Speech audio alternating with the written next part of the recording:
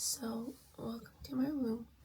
Please excuse my voice because I am getting better from my influenza. But I really wanted to talk about my ADHD journey. So, I am technically a newbie in terms of being diagnosed, but ADHD is not something that just happens to you. It's something that you're born with. Basically, that's just how you're neurologically wired. And there are actually signs since you were a very young kid that you had ADHD. And that's what I'll actually begin with explaining. What are the signs that I, as a girl, had ADHD, because the symptoms manifest really differently if you're a man and if you're a woman. And even more so when you're a young boy and when you're a young girl.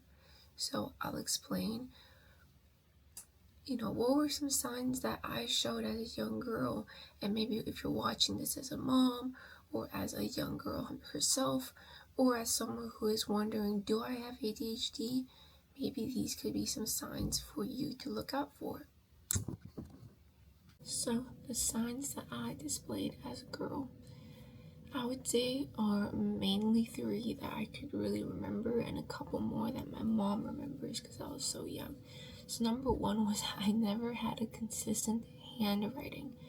My fonts, like whatever, how little girls have their own little handwriting, and I do know some girls obviously change their handwriting over time. You're not going to have the same one, but I mean, within an essay, I would have multiple different handwriting. So that was number 1.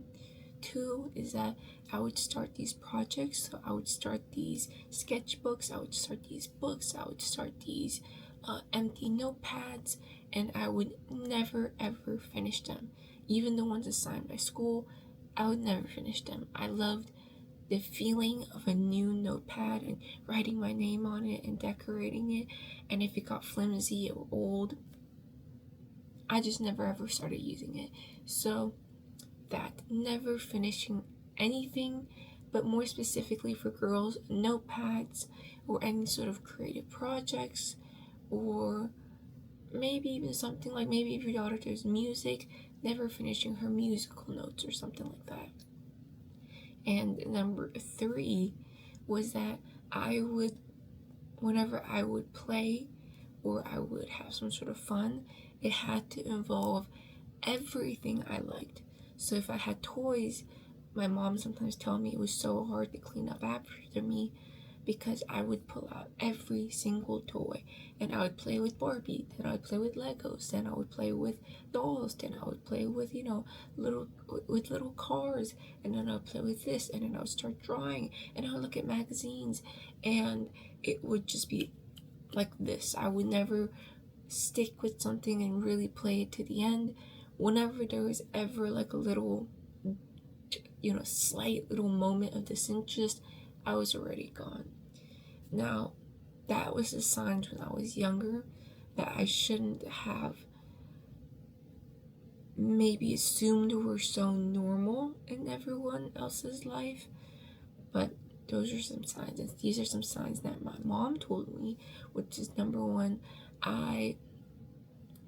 since I was a little kid, had extreme avoidance of trying something like semi-boring or that I've thought that I've already done before. So something even like walking, I would always have my hand on the walls, and I would never, like if I just thought that I've already been there or something, I would lose all enthusiasm for it. 2, I would make so many messes, digging into things, making new things, and then never cleaning it up, never ever finishing it, and not even knowing what I was doing. And number 3, the obsession with new stationery, which I think this is a little bit confusing. I think girls, everyone likes new stationery, but I mean having the same thing and still wanting the new improved stationery. And I have the thing when I was a kid that I loved looking into someone else's pencil case.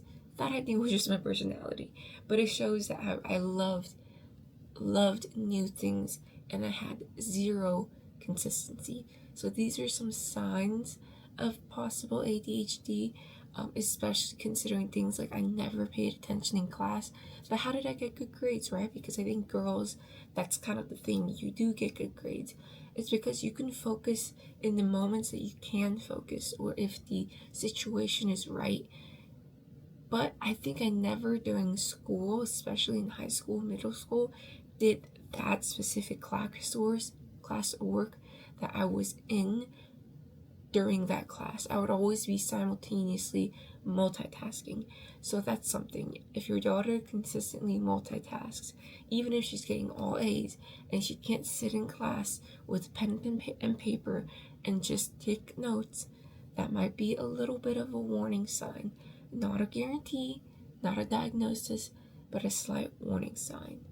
And now I will go on to things I noticed in my personal experience as a younger adult.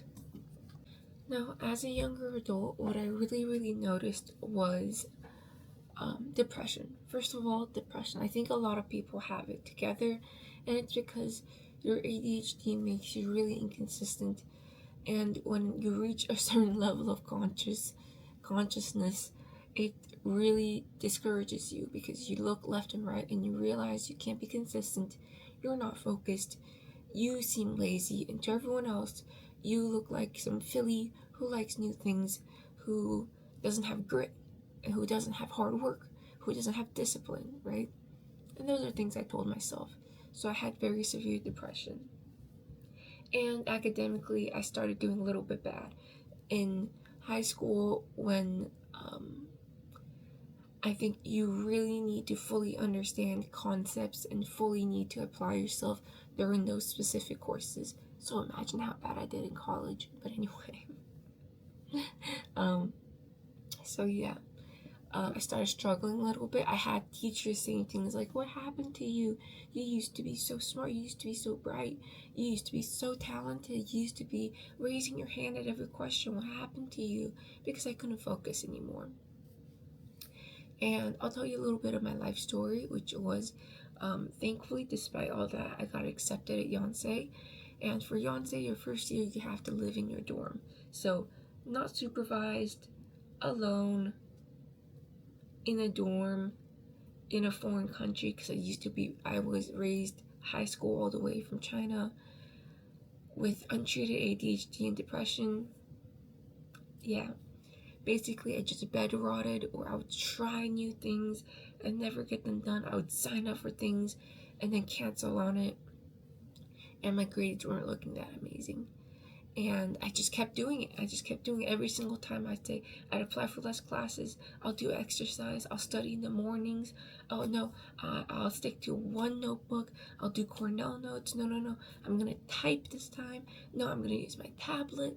Every semester I had some sort of new goal. And it was never consistent because it wasn't fixing the root of the problem, which was ADHD.